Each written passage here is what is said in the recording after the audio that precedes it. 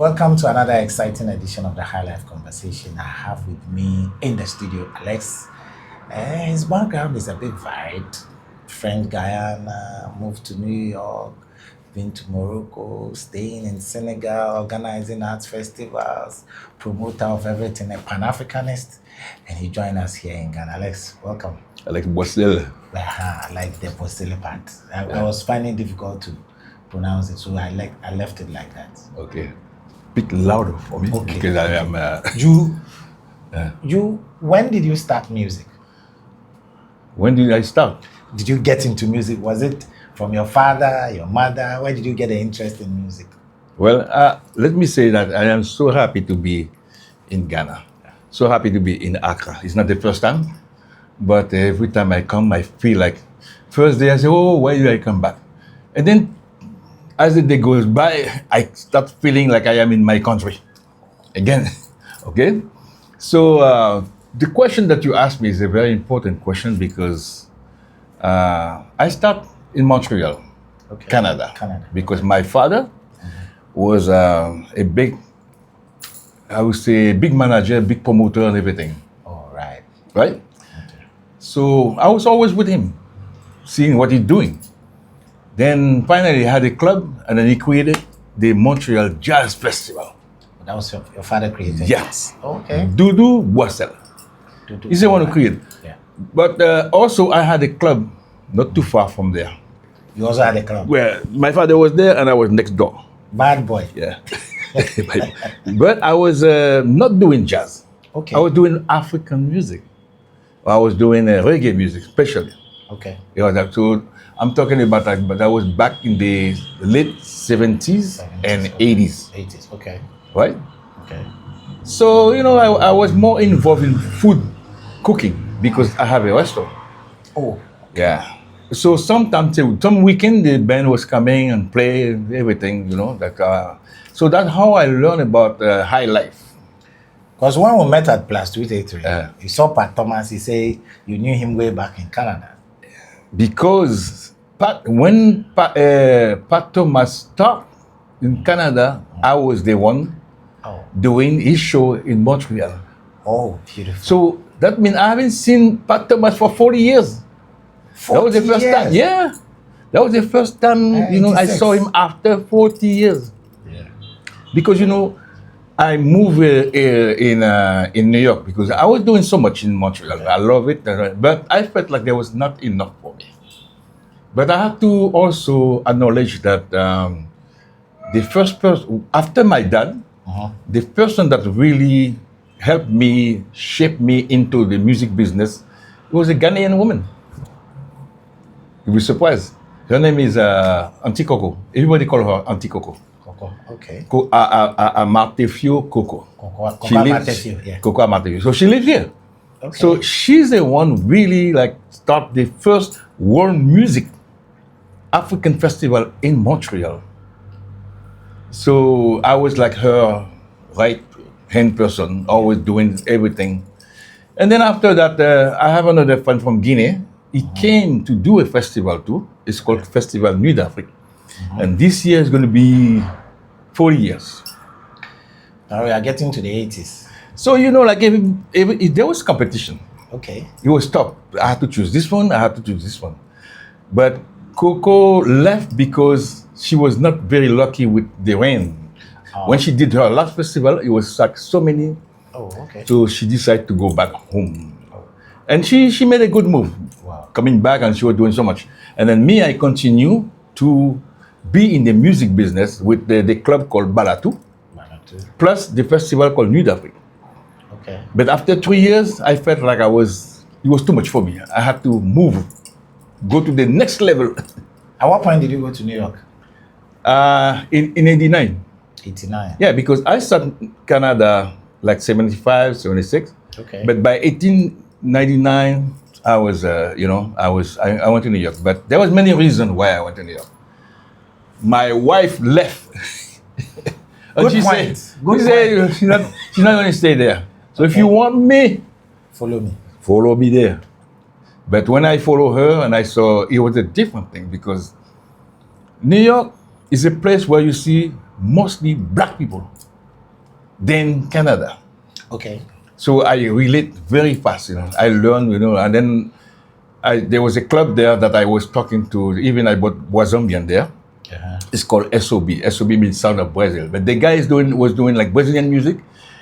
When he met me, I told him like, why don't you do African music? So I start giving him Caribbean music plus all African music. That was then I had like a lot of artists from Ghana, from Côte d'Ivoire, Senegal, and all of that. Big name, like Yusundu. Yeah. Big name. So thing was working very well. How is your connection from the back home? Back home, the music you were listening. French Guyana. Yes, French Guyana. And then Canada, experience all sort of things. And then back to New York. The difference in music, how did it affect you? Difference. I would say it's very different. Like for instance, when I was in Cayenne, which is like my town, Yeah.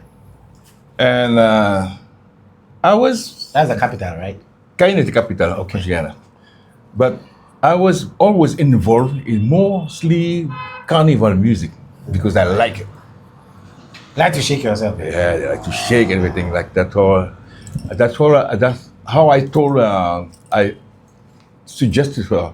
Okay. It's good to do jazz, but is there any way you can do a jazz like more, with that music? And she did it, and then she happened to play it, and then it was very nice. Yeah. So we're trying to find a direction to see where we're going with our music from French Guyana. But then again, like I'm the kind of guy that mini sauce. If you are Ghanaian, you are from Congo, you are from Côte d'Ivoire, you are from Senegal, you are from Colombia, South America, Jamaica, and Haiti. You are the same. So, like, Mixture. I'm always looking for something. So that's why when Wazombi called me, I was like almost retiring. Okay. It was like my because COVID came. But before COVID came in the US, you have like a September 11. That killed Everything. There was nobody to. So I had to find out the best strategy to keep making money because you have to pay the rent. So the idea came to me that, okay, why don't I sell American music to the Caribbean? Because they didn't have any problem. Okay. But there was no way you can bring people over there. So where from the Afromundo Records? Yeah. Afromundo started really as soon as I left Montreal. That's how and then I was doing a festival for 7 years. In New York? In the Booking Park. I was doing like a nice festival and everything. But problem, when you start a festival, everybody envy you in a way. Yeah. They want to do it. So by the time they find a way to stop me, that was. And By the time I tried to come back, but it was too late because they had more money. That's the same thing that happened to my father. He had a jazz festival. Then after, he had competition. they killed But it. with the competition come with the government money. Okay. And they are white. So you are not able to compete with them because they have more money. Government is sponsoring them. You don't have. My father was not sponsored by any He himself. it was himself in the beginning. And you too yourself. Yeah. That's why, I told Wazombi that, I don't like to wait too much for, like government money. They might say, okay, but just before the festival, they kill you. So if you know how to talk to musicians, every artist that, you want to be part of the festival, but you have to understand our principle, the condition. So then if they're okay, then you do the festival. But if you go and promise everybody a lot of money, they are the festival, they are after you. You talk about this, and then let's talk about your association with jazz festivals. About what? Your association with jazz festivals. Ah. Morocco, you've done it. Mm-hmm. You've come to Togo, Benin, Benin, yeah. Senegal, and others. Yeah, Even in Ghana Jazz, they invited you. Well, How come everybody calls you when there's jazz? consult me. Yes. Why? What do you do special in the jazz space? I think, there is one thing that I always like to do to make sure that I am on page, like everything that I see in Facebook, I contact the people. Okay. I sometimes there's some country who do not do festival. I suggest to them, and I will tell them like I will help you. Okay. Some people will say, "Oh, I want to do a big festival." No, I say, "Listen, start small." Like Wazambi when he was telling me, "Oh, I want to make something bigger next year." I said, "You're not ready for that. You have to be very careful." You see, like 223 for me was like the best events that I saw. Okay. The lineup, the musician, everything, the light, everything, the sound, and then having somebody like Roseline, yesterday, she came all the way from French Guyana because I had to convince her, I had to convince, Zombie. and he said, "Well, Alex, we don't have money and everything." I said, "Listen, you want to do a festival, you cannot do jankalanga just like Ghanaian. It has to be an international film. You have to put something." Last year, I bought the Senegalese Fanta. Okay. I was the one.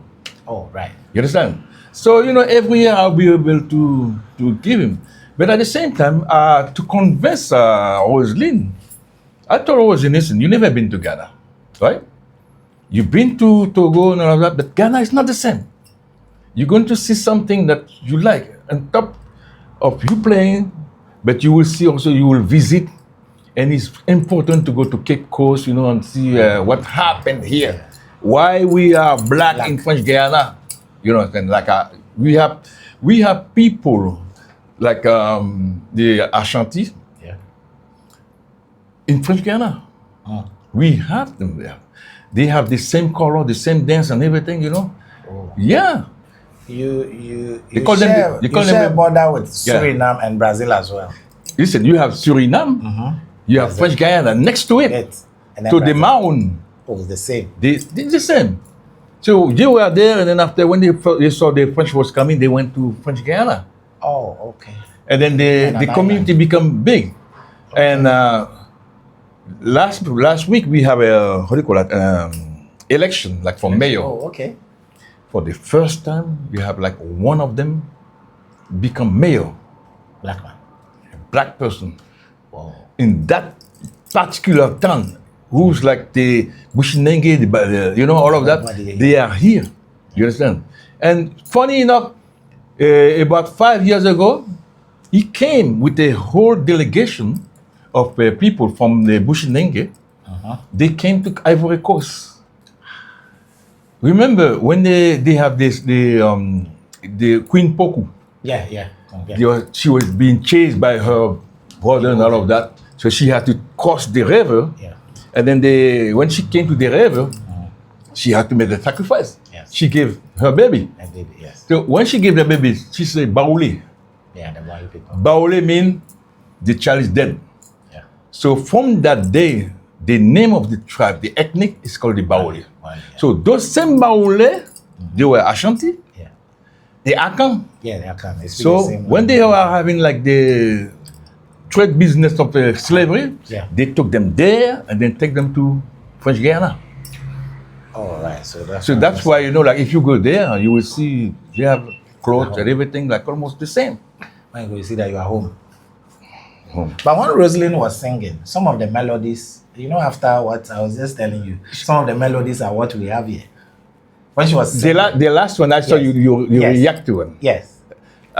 This is called Piquet Jazz, in a way. But it's coming from the carnival music called Piquet Juk, Okay. which is like a mix of what you call merengue and zouk music. Okay. But we in French Guyana, we have our own dance, our own music, Piquet Jazz, Piquet Juk first. Okay. Then I call Roseline. I say, Roseline, I know you love jazz. I know you don't want to do this, but can you do this in jazz? So she was hesitant in the beginning, but she said she will try. She tried, boom. That's good. So you heard it here. Yeah. So when you hear it, you feel like it's something from here Yeah. Yeah. at the same time. Yeah. So I think that's one of the best things I found that happened here when we were here. Also, remember, and I have to thank the musician too. Yeah. Because the Ghanaian musician who performed with her, Only the keyboardist was brought down. only the keyboard, he's the one who knows her, but the rest, they were Ghanaian. And they pick it up like in one day. Yeah. Beautiful people. And they were excellent. I was amazed. It was excellent. Yeah, it was excellent. And then she's very happy. She was very happy about it. And it was always a fight in a way that me, I'm the manager, agent, and booker and promoter, but I see money. Uh-huh. I see the economic side of it to That's help it. the That's artist. it. You understand? But she's a real artist, real musician. So that she technical cannot side. really get, what it's- oh, Alex, I'm going there to play with the. I don't know the people. You understand? Me, I'm already travel everywhere. I say, Roslyn, I saw how they play in Africa. You're not going to be disappointed. So finally, like, the piano player, her guy, Yeah. he told me, because I was telling him, if the guy are not good, just the two of you play. Yeah, yes, the two of you. Okay. Then he told me, no, I will guide them. And I was like shocked. Until they played. Because they played like 30 minutes and it was solid. Yeah, the sound, everything was there. So we said, I'm very proud of her, of the band, everything. And her voice is silky. It was so- Yeah. She sang very well. It's you know what's funny? Yeah. I play with her a lot. I travel with her. Okay. But this time was a time like I called her the next day. I said, listen, now I know you sing. Sing. Because you've seen the vocal cords. Yeah, I know. There's a song she's in play. Imagine she had played that song. It's a song of Bob Marley, reggae. Wow. That was like, because I heard her play that music at Africa Garden the night before. Okay. Just like improvisation. Okay. And then the guys, they pick it up right away. Oh, that's And then they play. That was very, I told her, can you put this in the... But she had already, worked out with the music with the guys, You are a Pan-Africanist. I can say that. But one thing I like about myself is that I get along with everybody. And you have to do that. You have to work with everybody, know everybody's culture, language. I could be in Ivory Coast and then speak French, but I can speak their French. They have a way, they have a expression. Yeah. I could be in Senegal, the same thing, So the story of what I do is very long, but I could tell you the short way. Okay. You understand? What happened? Now I am in Senegal. Yes. Imagine, I am in Senegal, Yeah, right? I know you're in Senegal. When What are you doing there? When I was I'll tell you. When I was in French Guyana, I left at 16. But before that, I used to tell my mother, telling me, get home. Senegalese is going to eat you. Get home. Don't stay there. Senegalese. So my mind was like Senegalese was bad. But what happened is that during the World War, the last one, the Senegalese they sent the Senegalese in French Guyana. Okay. They were there like for almost a year, but they were fed up. They wanted to go home. Okay. And then the French people were saying, "Oh, you have to stay. But maybe the war will start again." So they were going to dance. So what happened is that there was a lot of discrimination in a way in the country. If you are too dark, even up to now, some people like say you dark, but if you are light skinned, you better than that. So a fight happened between them. So when that fight happened, like some people died. So people, that stay in their mind like for a long time. But I didn't know the real story. So imagine now I'm going to Montreal. The first thing that my father was with another man from Senegal, and the guy is saying to me that you look very much Senegalese. Because of your height. Man, I look at my father, I say, this guy is sick. Me Senegalese. You understand? And then my father come and tell me, Alex, Senegalese, it's not like that, like they are from Africa, and Africa is our home. You know, anything you want to know about Africa, you know, this guy and everything. So start learning. So I was trying to, I was bringing a shirt, boost, you know. Okay. Going in the 1972, something like that, I went back to Cayenne. Okay. Just because like my father, I was influenced by my father because he was always wearing those African white dress. things. Okay. But there, when I came back, then nobody liked me. They were always insulting me. But I have to stay like that, you know. And then I have to learn about Africa. So when I came back, I opened the restaurant and everything. And then after, like I got like every African that was in Montreal, they were coming there. Okay. Because you know, like a lot of students, they want to release themselves in the weekend dancing. You know, if you remember highlight, there was. So apart from Pat Thomas, who else was there? So Pat Jolaka used to come there. You see? Apart from Pat Thomas, and who else? Which were some of the high life artists? Apart from Pat Thomas and Tukoko. Which Ghanaians also helped you shape your musical sense? I'm trying to think of it. Because I know Wazombi. Okay, Wazombi is like a new. Yeah, new. I'm still thinking about who else. Not very much. It was more Nigerian that I was working with. Okay. I worked with Fela Kuti. Okay. On tour, you know. Okay. And then after that, it was mostly Cameroonian. Like Sam Fantoma, Moni Bele, and all of that. I was, and the one who did like Sweet Mother, Prince Nico, Prince Nico Barga, yeah. And that kind of like his music was very, very. It was like the minute you put the first note, everybody was already on stage, dancing, everything. You understand? Okay. And then after, like I stopped. Did you meet a Botela? Did you meet a Botela? No. Because when they were playing his songs, you were vibing to the song. Yeah? Okay. No, I don't think they played the song. They played the song? Yes, at Plus 233, and you were dancing, moving your body. I said, okay, all right. And then when I start working with the Congolese. Oh, there you go. Because you know, like... and you have the rhythm, the rumba style. Seven. You know, every Soukous band. Because remember, Soukous is what is strange with Soukous. Soukous, even he was coming from Congo, but the people that made Soukous big was the band in Paris. Okay. Because you know, like they used to start with rumba. Rumba was slow. Yeah. You know, like Franco, Mario. Yeah. It was always like slow, and then after fire. So I learned something about this. You know, I said why. They were doing it like that.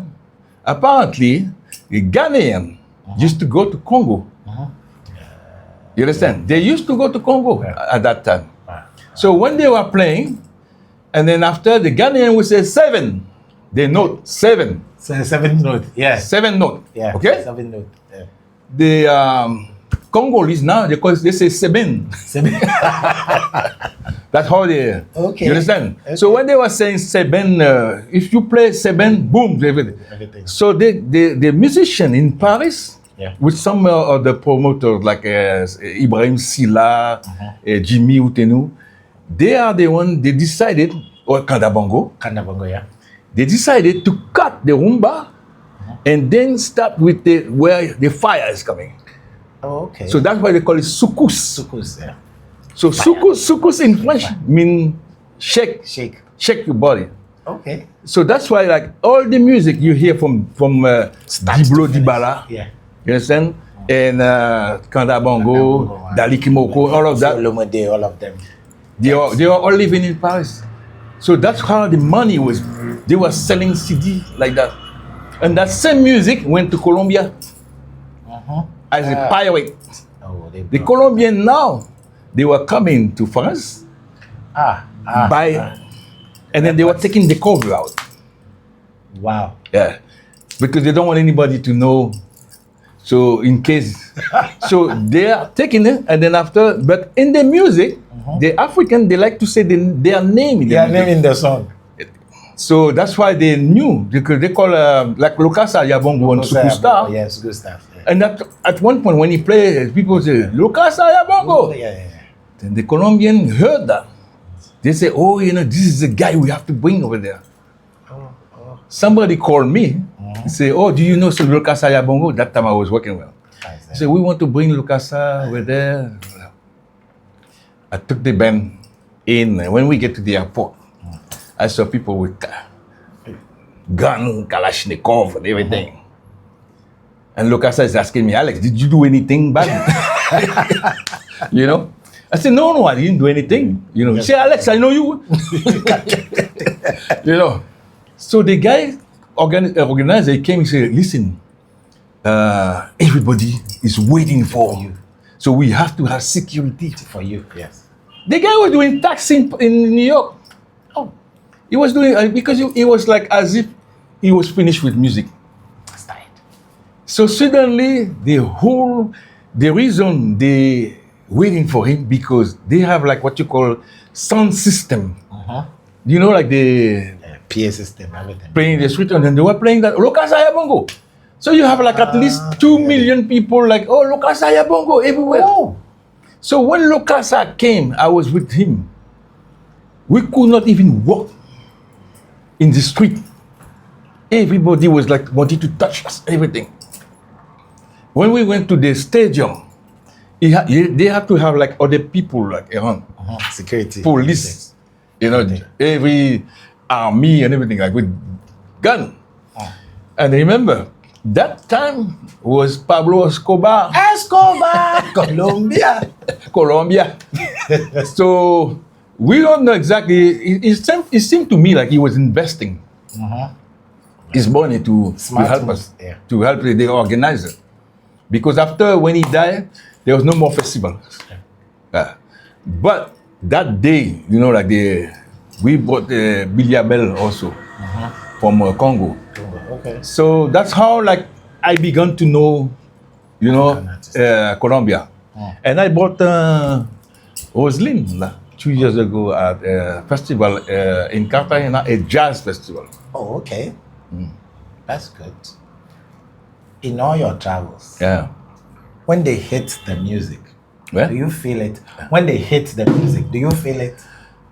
Oh, you're talking about the drums, everything. How do you feel? I like traditional a lot. Okay. Like that, this is what I feel more. So, yeah. Let's run for it. Yeah. Mostly the drums. Mostly the drum, the balafon. The xylophone. Yeah, the xylophone. Yeah. You call it balafon in Mali, stuff like that. This is what I feel more. But I like the high life that makes. Like I was telling you. Yeah. Prince Nico Barga with that kind of Sweet Mother, Aki, Christina, that album for me. That album is it's the biggest music selling in Africa. Yeah, that's the biggest selling. The biggest, that album in Africa. At that time, there was other guys doing it. For me personally, I feel like we lost a lot because now everything is more like boom box. You understand, or beat maker stuff like that. But the real music that musician was playing before, we don't really feel it anymore. You understand? And that's the one I dance the most. My problem, another one, is to do with duet. Nowadays, we do stems and everything. When you go on stage, the traditional drums is getting lost. Everything is computerized music. Is it okay outside there, or is it just home that we don't appreciate it? The thing is that, I'm not saying it's okay, but things change.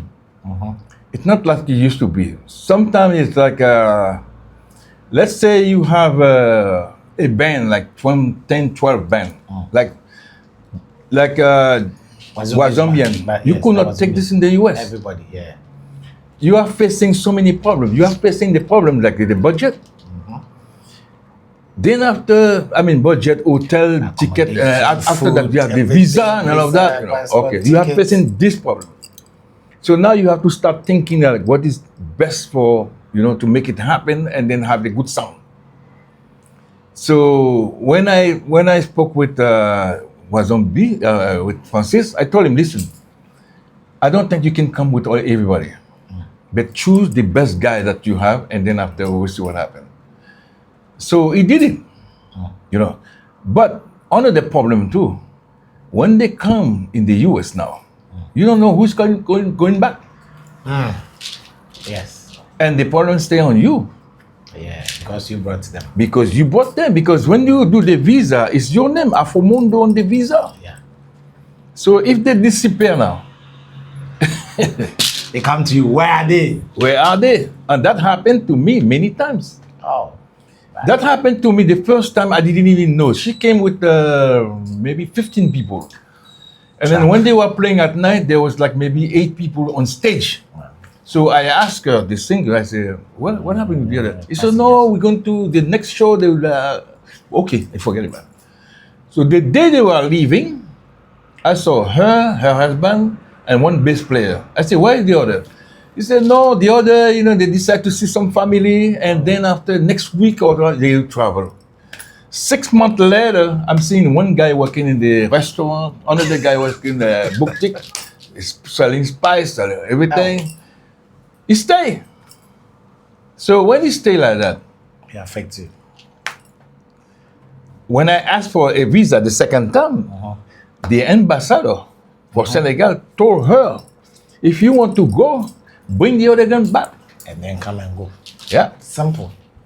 Now, her problem is she took money from people.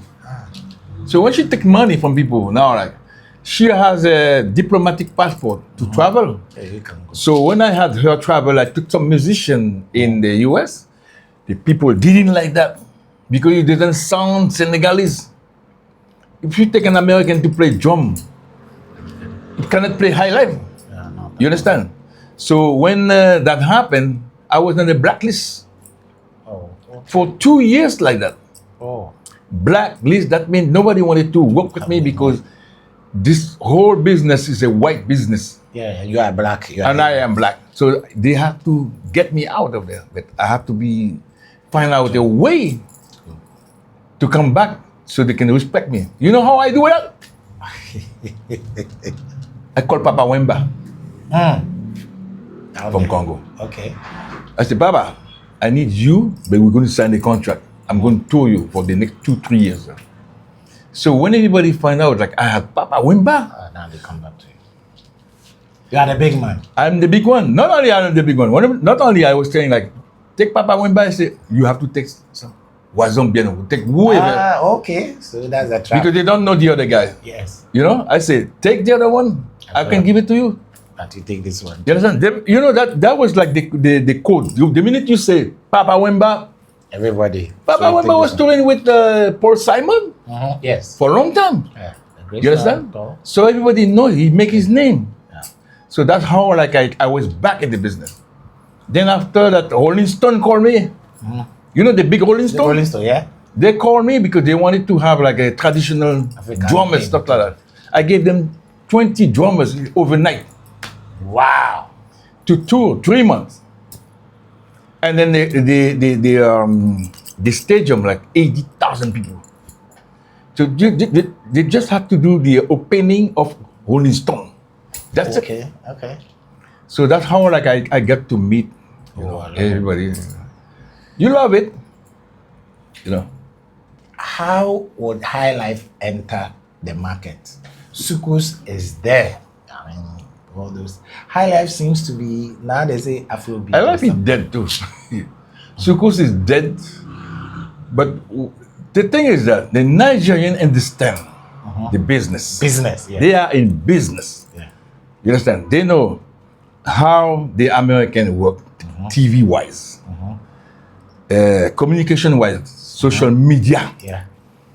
presentation, and then how to bring the woman and the man on Together. stage. Yeah. You understand? Showmanship. And then, if you look at the music that they do, it's not a lot of lyrics. No, small few. One day I saw the guy David was saying like no do. You know, I said, how come this song is like so popular like that? You know. Then I look at the lyrics. No do. I don't do it now. You know, that was it. you know. So that no do began to open my eyes, you know, to say like, what's going on? In New York, especially Brooklyn, we have a venue that holds 20,000 people. 20,000. Yeah. Okay. Normally, all the Nigerian bands who used to come, you know, like Ade, you know, Femi and all of that, you know, they were making like maybe 400 people or 1,000 people. But with the Afrobeats, 20,000 people. Dead. So it's not only African, the Caribbean people, like the Jamaican people like it, the Trinidadian people like it, St. Lucian people like it. So that community there is like more than 1 million. In Brooklyn, more than 1 million. And then after you have like Boston, you have Miami and all of that. But you know, like these people, they pack the place. They have their own radio. So Nigerian also, they invest money everywhere. You know, a Nigerian guy will come in New York at one point, you know, like you see, oh, they're renting a house. You say, listen, let me buy the whole building. They have money. They have the money. They understand the business. They understand the business. And then after that, you see, you have somebody like Beyonce, Rihanna. The Nigerians understand that they can have their own, you know. And then Beyonce went to Nigeria with Jay-Z to see what's going on there. He said that, how come these people are getting so popular over there? And now they are in the Grammy Award. Like Burna Boy. Burna Boy, yeah. Big. Big boy now. Arya Star, same thing. You understand? Look at the boy who came with that song like Rema. Yeah. He made a duet with Yeah. Boom. Boom. You understand? So because of that, after that, I saw Xukus could not make it. The Congolese, I think they were too lazy about putting money in it, all of that. They did most in France, right? And they had the best music. I'm telling you, personally, I love mostly Congo.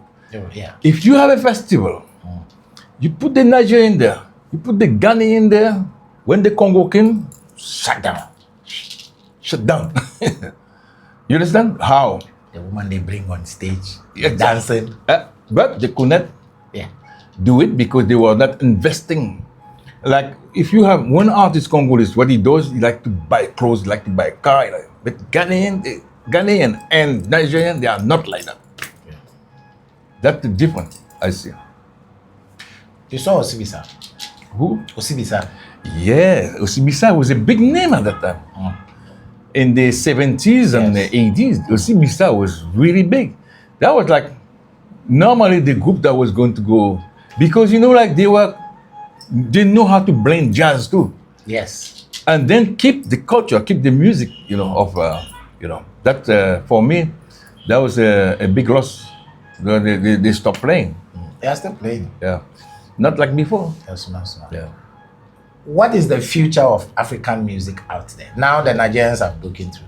Afrobeat seems to have broken through. The others, is there a future? Yeah, we are Africa. This is where everything is coming. Like for instance, now you have the women coming. I think what helped that is that everybody have a telephone. No. Everybody can in a minute go and do something. But you have women who talented to play like kora. Yeah. Like Sona Jobate. Yeah. When she's you know, she has like, I'm counting about how many dates those people have in a year. Sona, she can play almost 200 dates a year now. Yes. Fatoumata Diawara, same thing.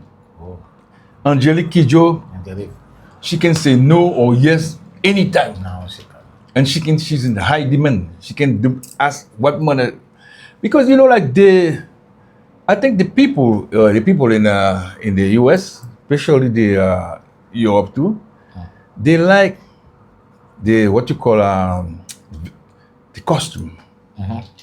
You understand? They like the presence. They like the charisma that they bring. Okay. You cannot. You said I was watching the show the other day. Yeah. I with another friend of mine, Sandra. Yeah. So we like the show, but the guy is not dressed well. That's one. That's it. That's one. When she came on stage, you see, Yes. she understands. She knows exactly what, you know. But you know, you cannot enjoy that person. I mean, if you do rap music and you come with T-shirt, it's not a problem. Yeah. But if you're going to play African music, life, I you need have to to see wear something. You know, you're selling. African. Yeah, something African. So, but the future is there. Okay. Yeah, it's not dead yet. The good thing about it, like the young people are doing festival. Good. Like the jankalanga festival. That is very important, and this is where I'm coming. Okay. Because the minute I see somebody doing something, I call right away. Yeah. Do you need something, or like this is what I have? Sometimes they don't even know where French Guyana is. Yeah. So I send the music and then they like it and then they say, okay. Then after we start to discuss about the money, about everything. But it's good to work with artists that understand what I do. Okay, I don't want to have any headache. I will tell you, like, this festival is like that. They don't have budget. But they can give you a letter of invitation. You can see your government and see they can pay for everything. Can you do that? You know. But then don't ask me for anything else because that's the way the guy is.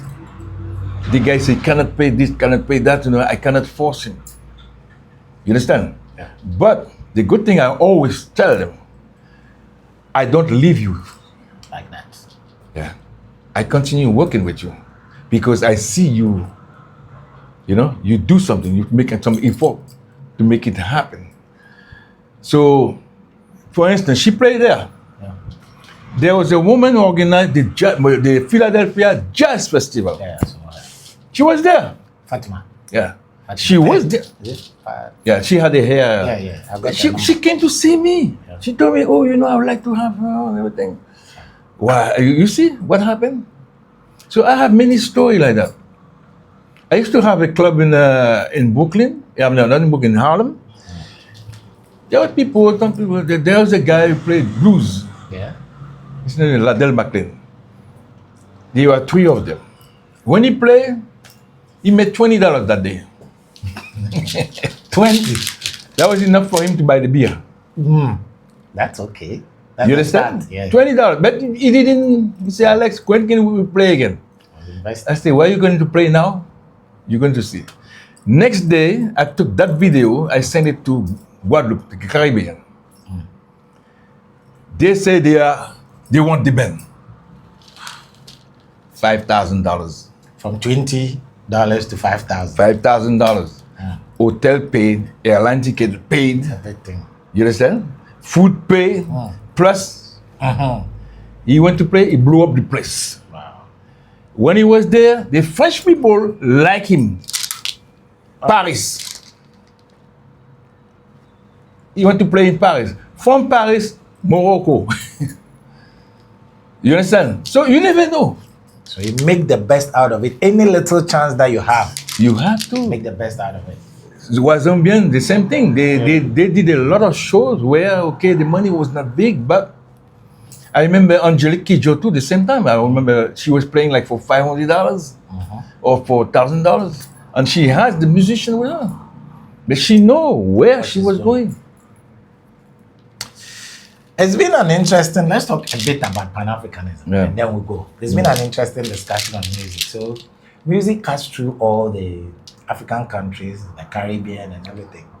You have been there, you've lived in French Guyana, you've been to Canada, you've been to New York, you've been to Africa. Colombia, that's for South America, is your domain. The music cuts through. Your philosophy, I see you are besotted with Kwame Nkrumah, Marcus Garvey and others. Tell us about your connection with them. How did they inspire you? How did they inspire me? Yes. You mean like the people like Kwame Nkrumah and all of that, yes, for Panak? Yeah. You see, I read a lot. Yeah, okay. That's one thing is very important. Like I read the story of Kwame Nkrumah. I also read the story of some Black Panthers who went to Guinea. I read about Mariam Makeba. Okay. You know, like I think every leaders, they have to have a message, Good. right? Their message can touch us because we want to do things, but I don't want to do. At one point, it came like I didn't want to do things only for dancing. You understand?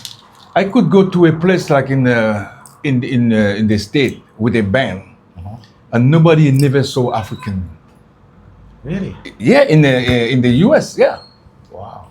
Just remember, I mean, we are talking about the Donald Trump and all of that, but those people who vote for him, they are the ones who don't want to see any black people in their town. But somehow it's like, okay, the school want them to come to play for the children, so we go there, and then after they end up liking it very much. But while we are over there, we have to teach them who we are. We're not coming just to dance. We have to teach them, okay, Music, dance, and history. Where the Egyptians come. The Egyptians, they were black. They don't know that. So you have to convince. So all of this music, all everything, all the travel is like education. This is where, and remember, I bring Ben who doesn't speak English at all. So I am the one who has to talk. Or I am the one who has to present. Yeah. That's how I learn how to present on stage. Okay. You see how easy I am. You understand? Also cool. Because I learn like you do that every time. Yes. And sometimes like you are like, okay, it's not like I'm saying, hello everybody, how are you? Nah. Like I would say, okay, everybody's there. Do you know where is French Guyana? Do you know where is this? And you understand? And then what is the music that we are playing? At least they get the information. That's the same thing that I'm doing for every African country that I know. Like I like Mandingo music, for example. Okay. It speak to you. Mandingo speak to me.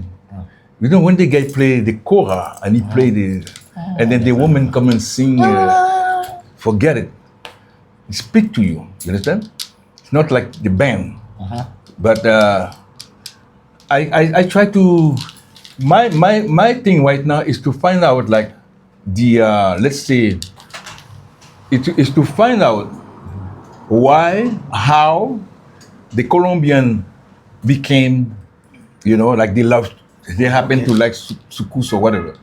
Or if you go to Boicel, you understand what type of music they like. Samba, they do. Samba, but like they want to hear people like Wazombian. Play. Or you want to hear somebody like Roseline.